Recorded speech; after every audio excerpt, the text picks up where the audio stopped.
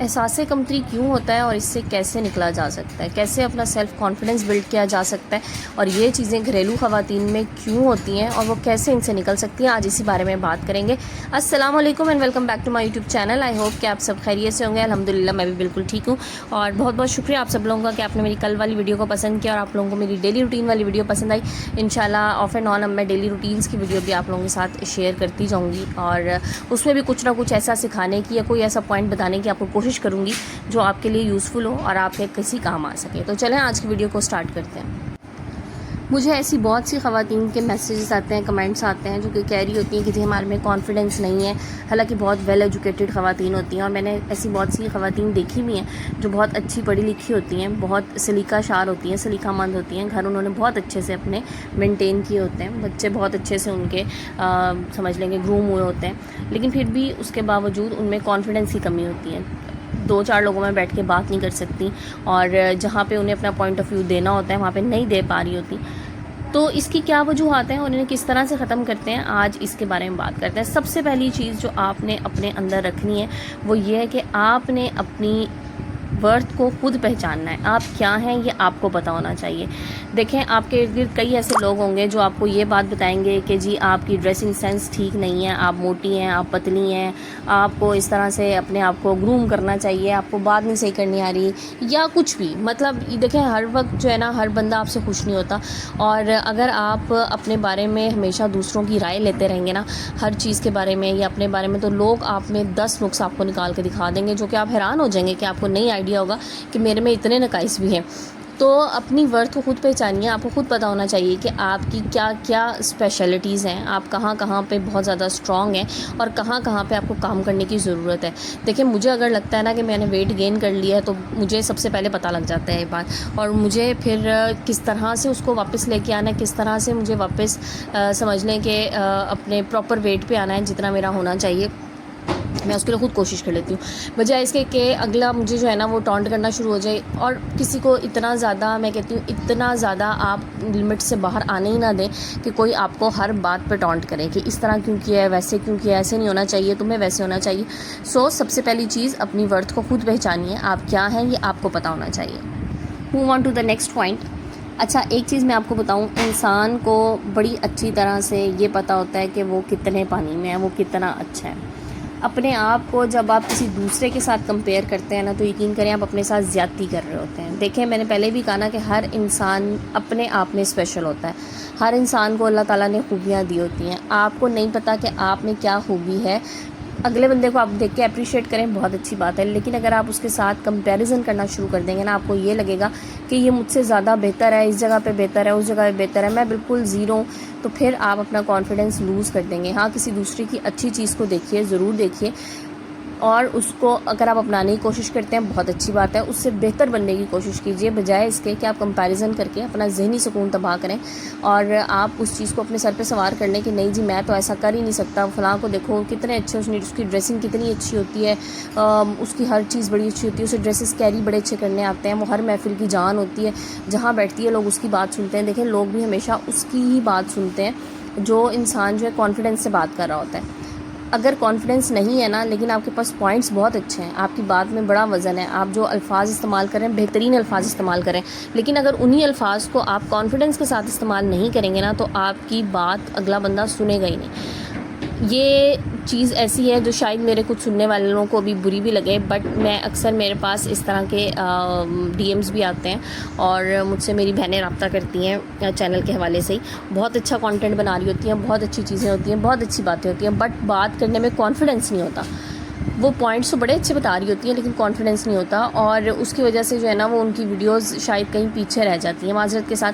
तो हमेशा अपनी बात करने के अंदाज़ में कॉन्फिडेंस लेके आइए, एतमाद के साथ बात कीजिए, अपने घर से इस एतमाद को शुरू कीजिए। अच्छा, मैं आपको एक चीज़ बताऊँ, बचपन में ना एक चीज़ हम लोग बड़ी प्रैक्टिस करते थे और ये साइकोलॉजिकली भी प्रूवन है कि अगर आपको कॉन्फिडेंस चाहिए ना बात करने के लिए तो आप शीशे में देख के बात करें। मिरर है ना शीशा, उसमें आप देख के जब आप बात करते हैं ना कोई चीज़ बोलिए आप स्पेशली बच्चों को अगर आप कोई स्पीच थेरेपीज़ वगैरह कराते हैं ना तो उसमें भी चीज़ बताई जाती है। उससे आपका कॉन्फिडेंस लेवल जो होता है ना वो इंक्रीज़ होता है। नेक्स्ट पॉइंट की तरफ चलते हैं जी, बड़ा इंपॉर्टेंट पॉइंट है। अपने आप को डेली बेसिस पे एजुकेट कीजिए। अपनी स्किल्स को इम्प्रूव कीजिए, कोई नई चीज़ सीखें।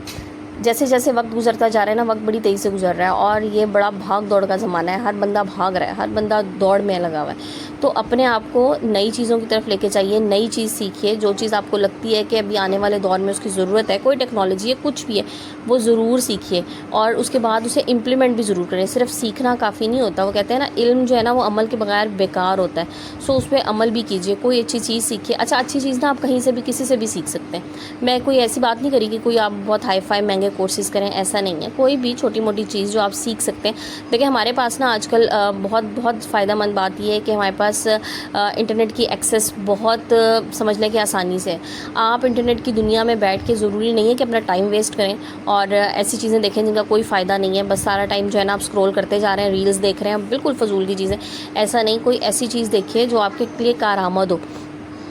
मैं अभी पिछले 4-5 दिन से इंस्टाग्राम पे कुछ ऐसे पेजेस देख रही थी, कुछ ऐसे नए बिज़नेस एंटरप्रेन्योर बच्चे कह लें, यूनिवर्सिटी के स्टूडेंट्स, लड़के लड़कियां, और उनके इतने नए नए आइडियाज़, इतने नए नए बिज़नेस उन लोगों ने स्टार्ट किए हैं, बिल्कुल छोटी छोटी अमाउंट से। एक मैं देख रही थी उसने 5,000 से काम स्टार्ट किया, लेकिन उनके काम में इतनी क्रिएटिविटी है, इतनी नई यूनिक चीज़ें हैं। और मतलब ये वो लोग हैं जो अपनी पढ़ाई के साथ साथ अपने उन्होंने बाकायदा बिज़नेस इस्टेब्लिश कर लिए हैं, छोटे पैमाने पे सही, लेकिन देखें उन्होंने आगे बढ़ने के लिए कुछ ना कुछ वो करते जा रहे हैं साथ साथ।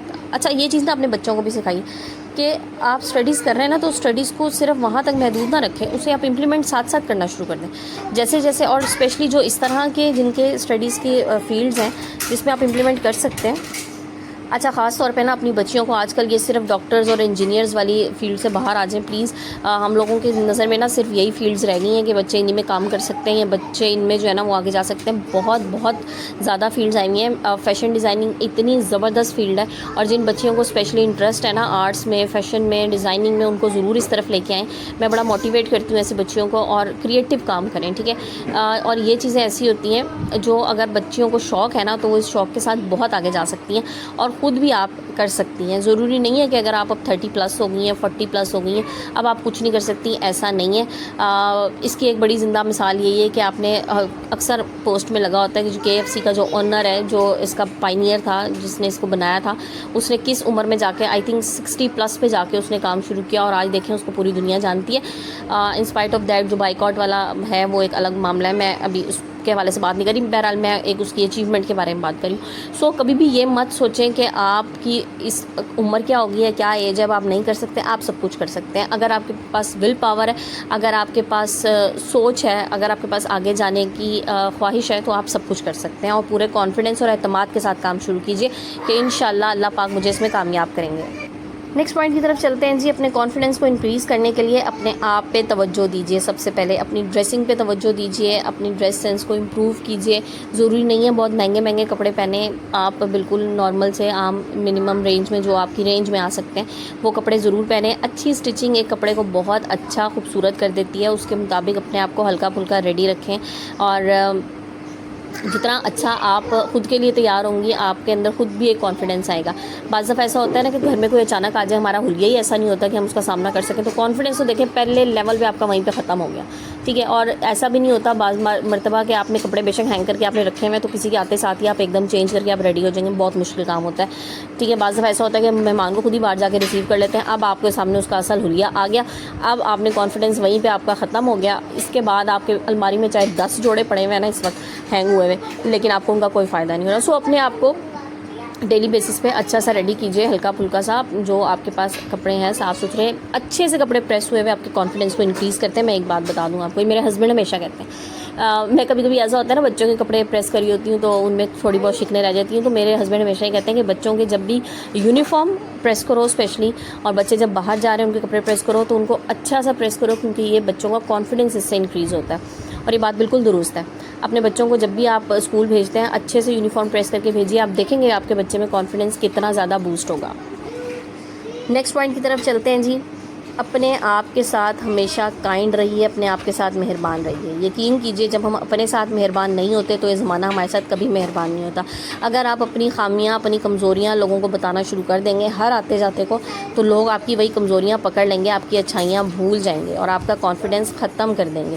क्योंकि फिर वो हर मौके पर आपको पिछली पुरानी बातें ज़रूर याद दिलाएंगे जो आपकी कमज़ोरी का हिस्सा थी, जो आपकी कमज़ोरी का सबब थी और जिनकी वजह से आप कहीं ज़िंदगी में नाकाम हो रहे थे।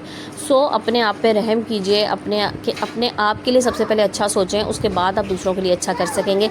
अपने आप को टाइम दीजिए, अपने आप की केयर कीजिए। आपकी अपनी केयर आपके अपने लिए सबसे ज़्यादा इम्पॉर्टेंट है। जितना आप खुद का ख्याल कर सकती हैं, आपके अलावा कोई आपका ख्याल नहीं कर सकता। सो अपने आप को टाइम दीजिए, अपने आप को इम्पोर्टेंस दीजिए।